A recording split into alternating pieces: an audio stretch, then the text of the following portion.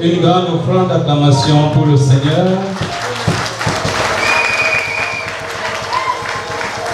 Ça, c'est l'offrande d'acclamation pour le chef de quartier. Une offrande d'acclamation pour le roi de roi, pour le Seigneur des seigneurs.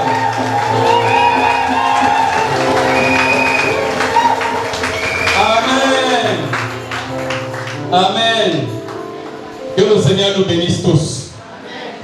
Soyez les bienvenus dans cette chapelle, la chapelle du royaume du Christ,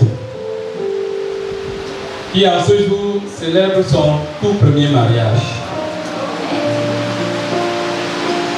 Ça fait 8 ans que nous avons commencé ce ministère et aujourd'hui nous célébrons notre premier mariage. Et il se trouve que ce premier mariage est celui de Ida Olidores et du meilleur tonton. Le meilleur tonton. Le meilleur tonton. Tonton Arnaud. Alors, ma prise de parole va se subdiviser en 2 phases. D'abord, des conseils aux jeunes couples et à ceux qui sont déjà mariés ou à ceux qui aspirent au mariage. Ensuite, la bénédiction proprement dite. Parlant de la première phase de la prise de parole, plusieurs passages de la Bible ont été lus ici. Je me ferai le devoir de reprendre pour insister, commenter et analyser un certain nombre de choses pour nous tous. Parce que voyez-vous, je n'ai pas fait le vœu de chasteté, je suis marié, c'est pour ça que j'ai une alliance là. Et les conseils que je vais donner vont être des conseils éprouvés. Parce que ça fait 22 ans que j'éprouve, que j'ai cette expérience-là. Nous allons nous fonder sur la parole de Dieu pour prodiguer ces petits conseils aux uns et aux autres. Ils sont tels que si nous les mettons en pratique, aujourd'hui c'est la fête. Cher Arnaud, il faut que demain ce soit encore la fête. Il faut qu'après-demain ce soit encore la fête. Il faut que 5 jours après ce soit encore la fête. Il faut que 5 ans après ce soit la fête. Il faut que 50 ans après ce soit la fête. Jusqu'à ce que le Seigneur vienne. Alors pour que la fête demeure, nous allons lire une fois de plus dans le livre de Genèse, très rapidement, chapitre 2. Je vais lire à partir du verset 21. Alors l'Éternel Dieu fit tomber un profond sommeil sur l'homme qui s'endormit. Il prit de ses côtes il prit une de ses côtes et referma la chair à sa place. L'Éternel Dieu forma une femme de la côte qu'il avait prise de l'homme et il l'amena vers l'homme. Et l'homme dit, voici cette fois celle qui est os de mes os et chair de ma chair. On l'appellera femme parce qu'elle a été prise de l'homme. C'est pourquoi l'homme quittera son père et sa mère et s'attachera à sa femme. Et ils deviendront une seule chair. Est-ce que nous pouvons souligner l'homme quittera son père et sa mère? Est-ce que tu peux dire à ton voisin, l'homme quittera son père et sa mère? L'homme quittera son père et sa mère. Nous allons lire dans le livre de Corinthiens, 1 Corinthiens,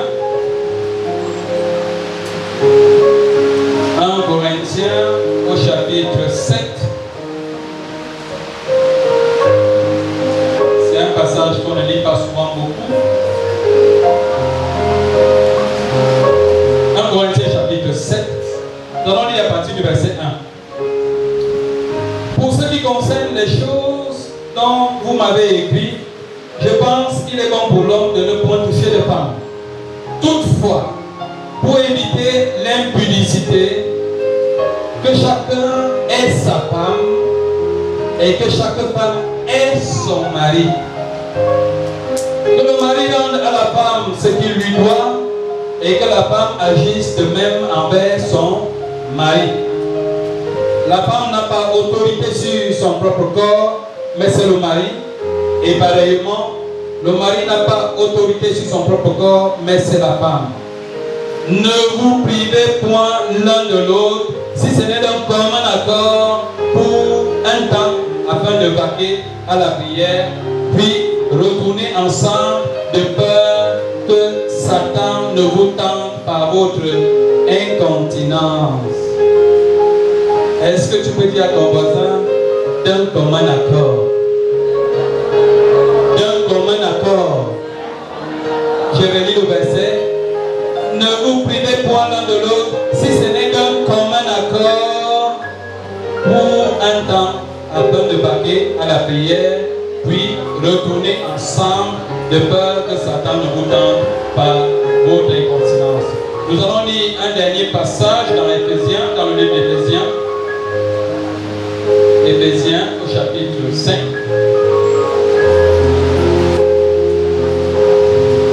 À partir du verset 22. Je préfère faire la lecture une fois et puis on va avancer.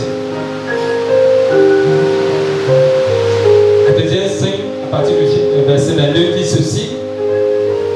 Femmes, soyez soumises à vos maris comme au Seigneur. Car le mari est le chef de la femme, comme Christ est le chef de l'Église, qui est son corps et dont il est le sauveur. Or, de même que l'Église est soumise à Christ, la femme aussi doit l'être, les femmes aussi doivent l'être à leur mari en toutes choses. Verset 25. Marie, aimez vos femmes comme Christ a aimé l'Église et s'est livré lui-même pour elle, afin de la sanctifier par la parole, après l'avoir purifiée par le baptême d'eau, afin de faire paraître devant lui cette Église glorieuse, sans tache, ni rie, ni rien de semblable, mais sainte et irrépréhensible. C'est ainsi que les maris doivent aimer leur femme comme leur propre corps. Celui qui aime sa femme s'aime lui-même. Car jamais personne n'a haï sa propre chair, mais il la nourrit et en prend soin, comme Christ le fait pour l'Église. Parce que nous sommes membres de son corps. C'est pourquoi l'homme quittera son père et sa mère et s'attachera à sa femme. Et les deux deviendront une seule chair. Amen. Amen. Amen. Je vais lire ces trois passages pour engager la série de conseils que je voudrais prodiguer au nom du Seigneur aux jeunes couples.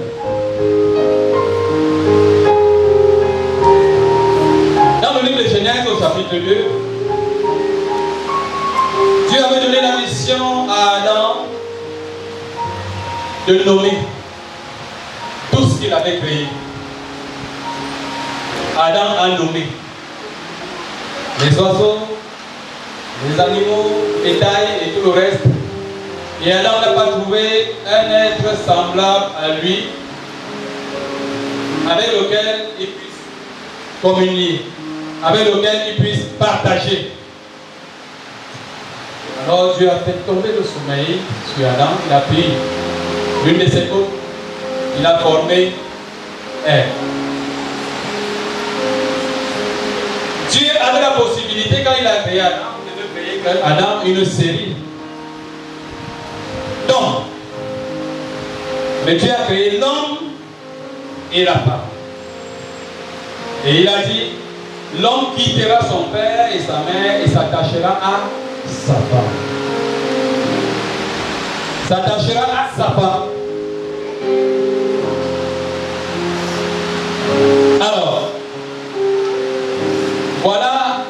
le fondement du premier mariage. C'était l'union entre Adam et Ève. Entre un homme et une femme. Je dis bien entre un homme et une femme.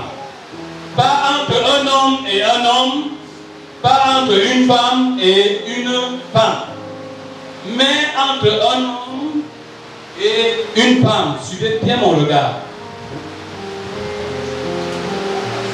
Ça signifie que le mariage,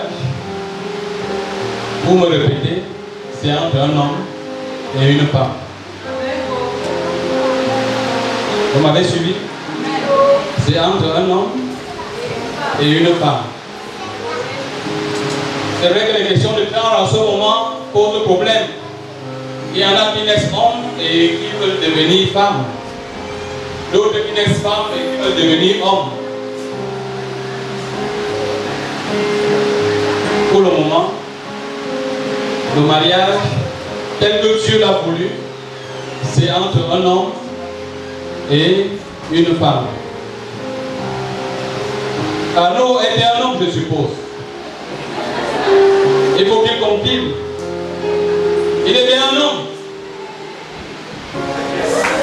Voilà. Une acclamation pour le Seigneur.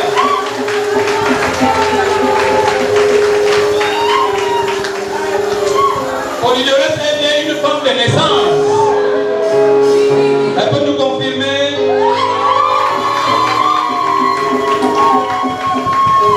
Très bien. C'est pour dire que tout ce qui se passe dehors là, la Bible appelle ça l'abomination. Amen. C'est l'abomination. On ne va pas entrer dans les versets bibliques pour le lire, mais c'est écrit. Ceux qui font de telles choses font ce que Dieu appelle l'abomination. Et il est hors de question qu'on vienne célébrer dans un culte un mariage de ce genre. Amen. Amen. Amen. Amen. Maintenant, je voudrais qu'on parle du modèle de mariage. Quand nous lisons dans ce passage, nous voyons bien le modèle. Il y a un modèle que Dieu a voulu pour le mariage. Il y a un modèle que la société est en train de donner et a donné et est en train de vouloir imposer pour ce qui est du mariage. Vous voyez dans le cas d'Adam et Ève, tout ce qu'ils voulaient, tout ce qu'ils recherchaient, c'est quelqu'un avec qui communier, une aide. Et quand Ève est arrivée, elle n'a pas cherché à savoir est-ce qu'il a nettoyé. Vous avez lu ça là-bas dans le verset? Malheureusement aujourd'hui, quand on veut se marier, on cherche pour ce qui est de la femme, est-ce qu'il a déjà nettoyé? Il fait quoi? Il fait quoi? Il est de quelle famille? C'est un anonyme ou c'est un PPTE? PPTE, vous savez ce que ça veut dire? Anonyme, vous savez ce que ça veut dire? Loin des considérations spirituelles. Parce que le mariage, ce n'est pas les croisés. Le mariage, ce n'est pas le nom de famille. Le mariage, ce n'est pas le PPTE. Parce que quelqu'un peut être PPTE aujourd'hui, Dieu change sa vie demain et il devient. Et il devient. Il devient. FMI, vous avez dit. Voilà. Il a entré dans le G5. Je veux dire, quand on veut se marier, c'est pas ça qui doit primer. On doit rechercher la volonté de Dieu pour ce qui vous concerne. Parce que Dieu a créé un homme pour toi, ma soeur, et une femme pour toi, mon père. Si tu vas prendre l'homme de ta soeur ou bien la femme de ton frère, quand tu vas arriver à la maison, tu vas te rendre bien compte que tu t'es trompé de choix. J'ai envie de dire, quand on veut se marier, on revient à celui qui nous a créés. Pour lui poser la question de savoir, Seigneur, tu m'as créé, je sens que je suis y en a de me marier, il me faut une femme, il me faut un mari. Ça ne sert à rien d'aller commencer à consulter les marabouts. Parce que si les marabouts pouvaient donner le mariage, un vrai, eux-mêmes seraient bien mariés. Massaïda, tu as consulté un marabout pour...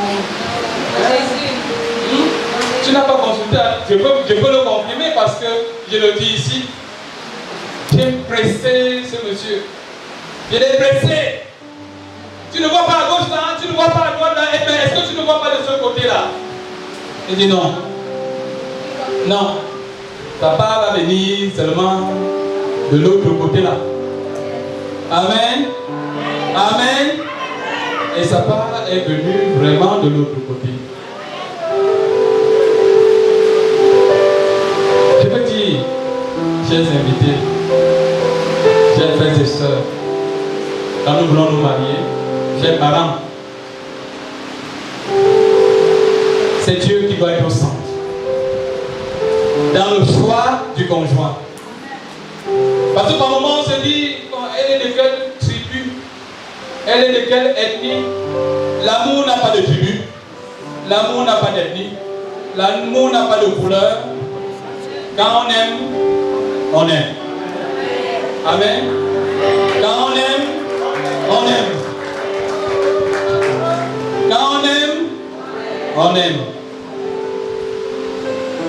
N'essayez pas de vous marier s'il n'y a pas amour. N'essayez pas de vous marier si vous avez fait trop de calculs.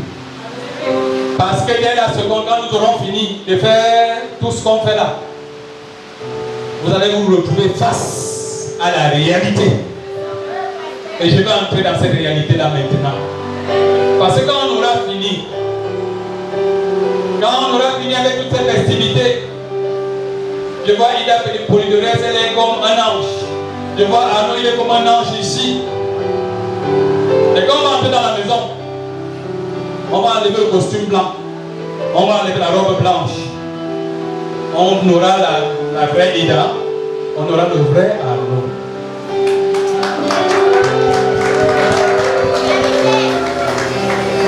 Et c'est à ce moment que vous devez savoir que vous devez vous appuyer sur Dieu pour avancer. Je dis, il n'y a pas un ange dans cette salle. Je ne suis pas un ange. Arnaud n'est pas un ange. Ida n'est pas une ange. Le mariage, premier conseil, on l'a dit ici dimanche, c'est le royaume de la miséricorde et du pardon.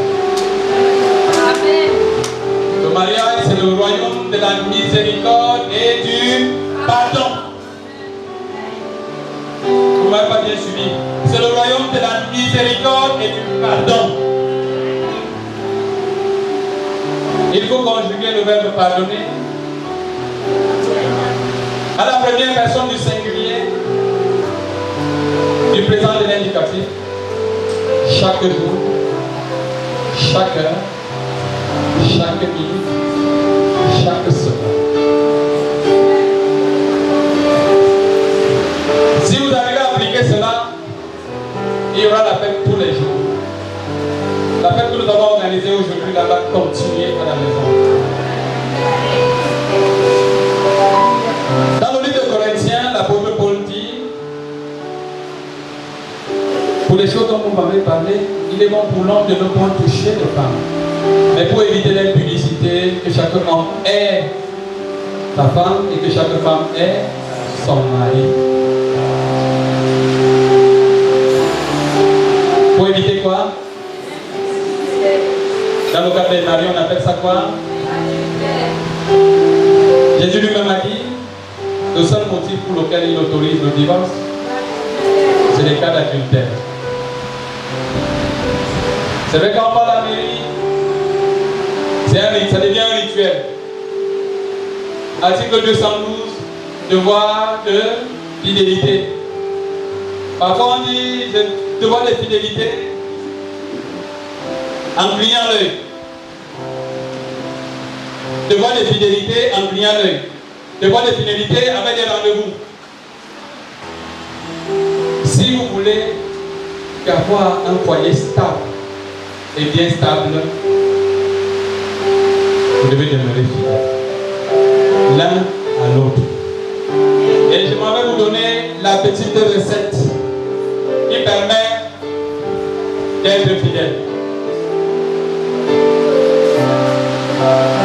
Jésus a dit, si quelqu'un veut venir après moi, il renonce à lui-même, il se charge chaque jour de sa croix et il me suit. Si vous pouvez retenir ce verset biblique et l'appliquer chaque jour de la vie, vous aurez la possibilité d'être fidèle.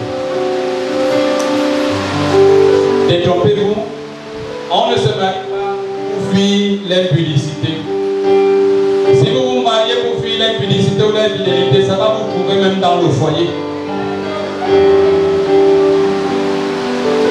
Il faut au préalable avoir travaillé son homme intérieur en y appliquant ce que nous appelons la croix. Il faut avoir appris à frustrer sa chair. Il faut avoir appris à tenir sa chair assujettie. Soyez rassurés. Ce n'est pas parce que vous êtes marié qu'il n'y aura plus la tentation. Ah, elle va se multiplier. Mon cher ami, la tentation va se multiplier. Heureusement que Dieu n'a pas permis qu'on voit les cœurs. Si Dieu permettait qu'on voit les cœurs, tu comprendras que même dans cette salle, il y en a qui regardent. Amen. Et donc, le mariage ne nous met pas à l'abri de la tentation. Si Dieu permettait qu'on voit les cœurs, tu verras que même dans cette salle, il y en a qui regardent. Et la Bible dit que nous sommes tentés quand nous sommes attirés et amorcés par notre propre convoitise. Et la convoitise ayant été conçue, enfante le péché. Et le péché ayant été consommé produit la mort. Chaque fois, deuxième conseil, que vous serez tentés, prenez le médicament de renoncement. Il a été la terre. Mon cher Arnaud, il a brillé maintenant là, très bien. Elle brille, elle brille. Demain, elle va jeter 1, 2, 3 à terre. Son nom, elle n'est plus comme elle était. Quand le jour là, tu sors et tu vois, comme vous dites souvent, un bébé jaune. Quand tu vois le bébé jaune, dis merci Seigneur pour cette belle créature. Et tu fermes ton cœur, tu passes.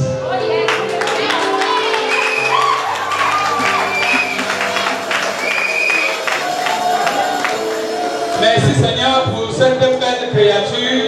Tu fermes ton cœur et tu passes. Si tu as la suggestion qui te dit, mais essaye, tu prends la croix, tu frustres la chair et tu passes.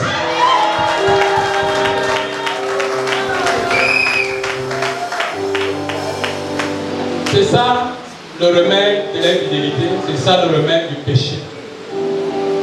Chaque fois qu'il y a une tentation, on doit avoir le réflexe d'aller prendre sa croix et bien la porter. Amen. Amen. Ce que je dis est valable pour Ida. C'est valable.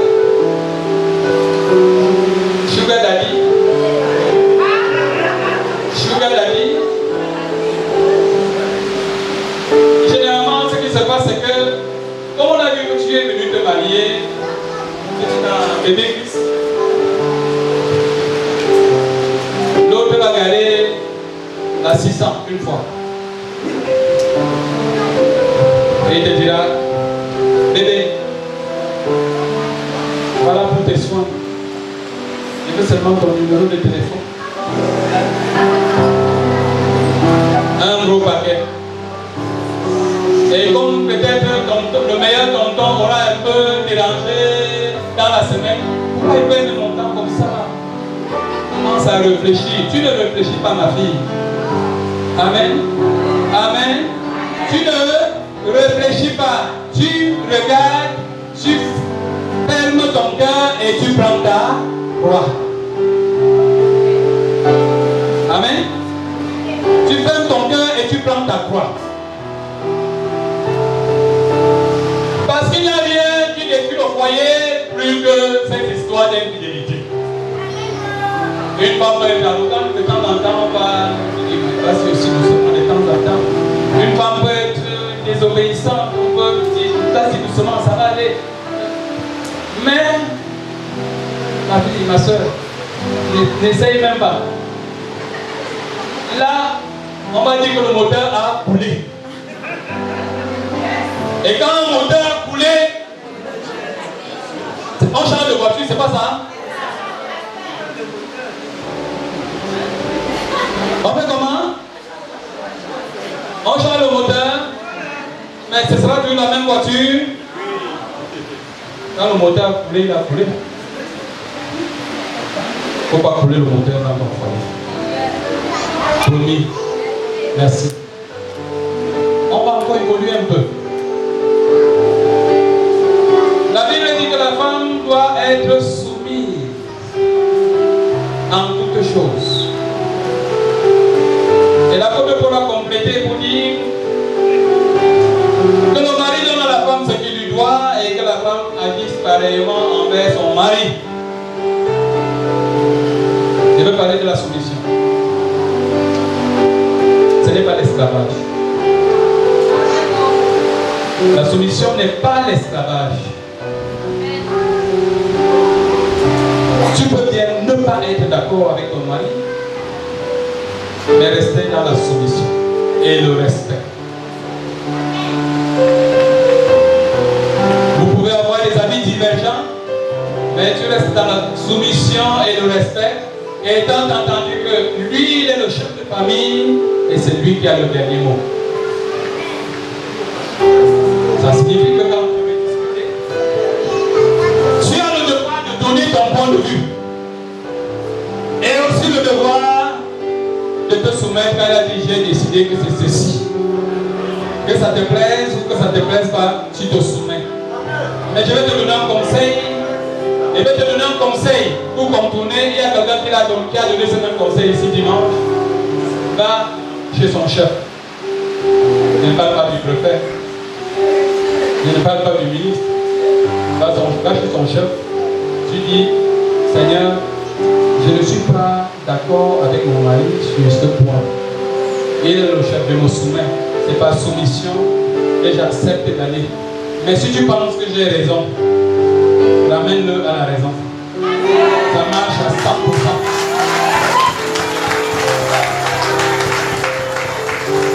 Tu comprends ma fille? Ça sert à rien de commencer à courir, je vais aller voir mon père, je vais aller voir ma mère. Non, c'est l'autre conseil que je te donne.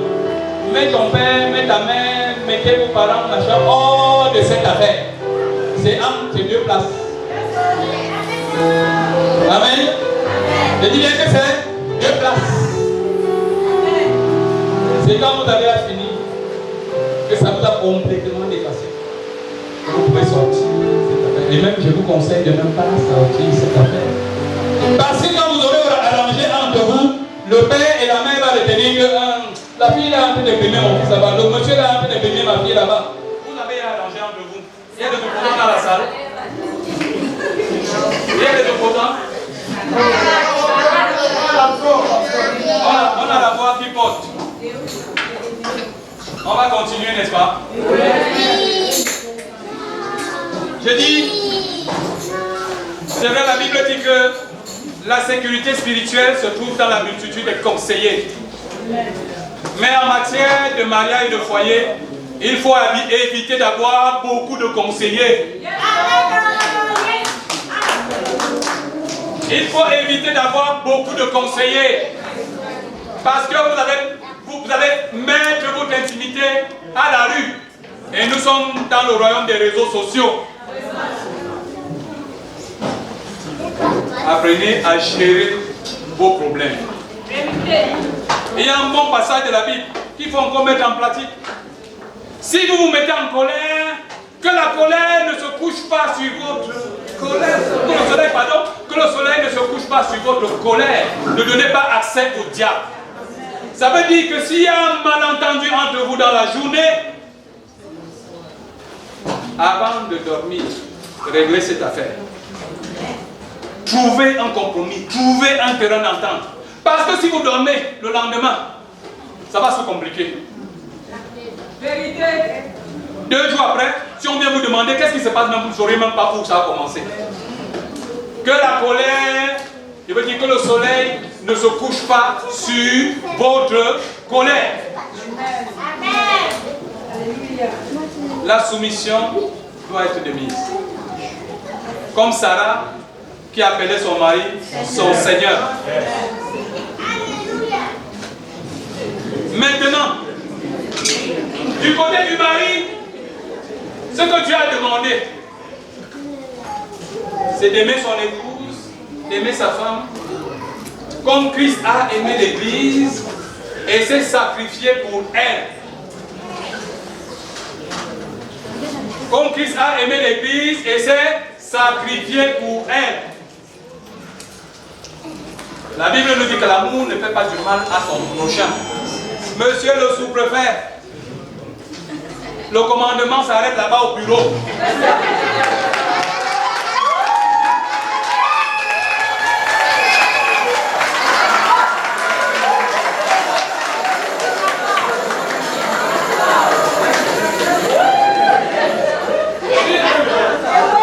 Si monsieur le sous-préfet va avoir un foyer paisible, à 17h, 18h, quand tu fermes le bureau là, laisse le bâton de commandement là-bas, rentre à la maison comme un père de famille.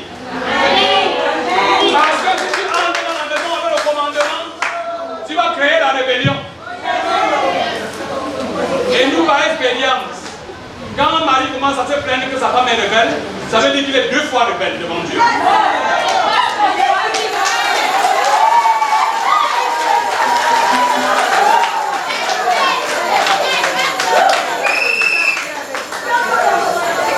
Je vous parle des choses que j'ai expérimentées pendant 22 ans. Quand un mari se plaint que sa femme est rebelle, ça veut dire que le mari est 2 fois rebelle devant Dieu. La soumission que Dieu demande à la femme, Dieu demande la même soumission à l'homme par rapport à lui. Tu es soumis à Dieu, ta femme te sera soumise. Tu es rebelle envers Dieu, ta femme sera 4 fois rebelle. Donc, faut seulement capituler, monsieur le sous-préfet. L'amour ne fait pas du mal à son prochain. Le plus grand mal que tu pourras faire à Polydorès, ce n'est même pas de ne pas manger son repas qu'elle a préparé. Ce n'est même pas de trop travailler au bureau. Mais c'est peut-être qu'il faut travailler dans les bureaux.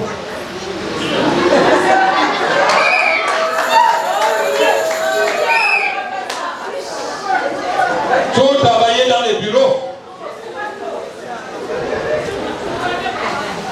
Article 212. On a dit devoir de fidélité. Fidélité signifie qu'à partir d'aujourd'hui, jusqu'à ce que Christ vienne ou que la mort vous sépare, c'est Polydorès. C'est Polydorès.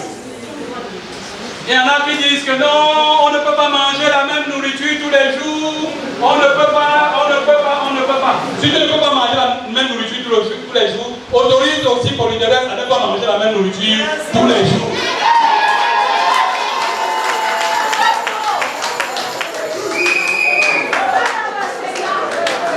Sur ce point, je vais te donner un petit secret. L'affaire là, c'est que les gens poursuivent le banc. On poursuit le banc. Qu'est-ce que l'autre là a que Polydorès n'a pas? Il faut du temps de tenir. Il faut entretenir. Hein? Il faut juste entretenir et bien entretenir. Et la science a beaucoup évolué. Si tu sens que la peau commence à s'amortir un peu, tu retapes bien la peau là-dessus, tu mets la tôlerie et la peinture et ça.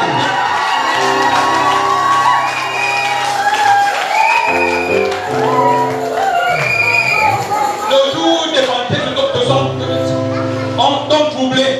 Tu sors, tu vois un bébé jaune, très bien habillé et tout ça là. Quand tu vas au magasin, achète les mêmes habits au produit. Tu la regardes et ton cœur il visse. Amen. Amen. Vous voyez que ce n'est pas trop compliqué, n'est-ce pas? Mais on crée beaucoup de guerres, on crée beaucoup d'inimitiés, on crée beaucoup de choses pour le vent qu'on poursuit. C'est possible d'être fidèle. Je dis, c'est possible d'être fidèle. Que ce soit un homme, que ce soit une femme. C'est possible d'être fidèle. Il suffit simplement d'appliquer tous ces petits conseils. Mais maintenant, on ne peut pas appliquer tous ces conseils si on n'a pas la ressource. Et la ressource, elle vient de Dieu. N'essaye pas de former des coups de poing. Maintenant, je vais être fidèle. Je suis comme vous, je vais être fidèle. Le soir, le diable va t'envoyer une bombe, un canon. Tu vas sentir que vous ne sert à rien devant ce genre de tentation. Si tu n'es pas caché devant, derrière Dieu et bien assis dans le Saint-Esprit. Amen. Votre ressource, c'est le Saint-Esprit. Quand le Saint-Esprit est là, il te donne la capacité. Face à la tentation, invoque le Saint-Esprit, Seigneur, je dois glorifier ton nom. J'ai fait le deux. Je dois glorifier ton nom. Ce que tu voyais comme étant une bombe, tu reverras en plus une belle créature de Dieu, comme un arbre que tu vas passer. Amen. Amen. Amen. Je vais dire, si on m'appelle le pasteur, ça ne va plus là-bas, il y a une là qui appelle tous les jours. Je dirais qu'il n'a pas appliqué les conseils. Le plus grand mal que tu puisses nous faire, c'est de partager l'intimité avec quelqu'un d'autre. Il faut y mettre une croix totale, une croix définitive. Et votre foyer restera la fête. Il y aura la fête chaque jour. Même s'il y a un petit différent, vous allez vous accorder très vite. Quand vous avez fondé sur le Saint-Esprit, il est l'autorégulateur de vos relations. Chacun saura quelle est la ligne rouge qu'il ne faut pas traverser. Tu n'auras pas besoin de faire des détectives derrière elle. Parce qu'elle ne le fera pas parce qu'elle a peur de l'annonce, mais parce qu'elle a la crainte de Dieu dans son cœur. Tu ne le feras pas parce que tu as peur de polydoresse, mais parce que tu as la crainte de Dieu dans ton cœur. Parce que même si tu creuses le sol, tu entres dans le bon cœur, Dieu lui voit et il voit ton cœur. Amen. Amen. Alors,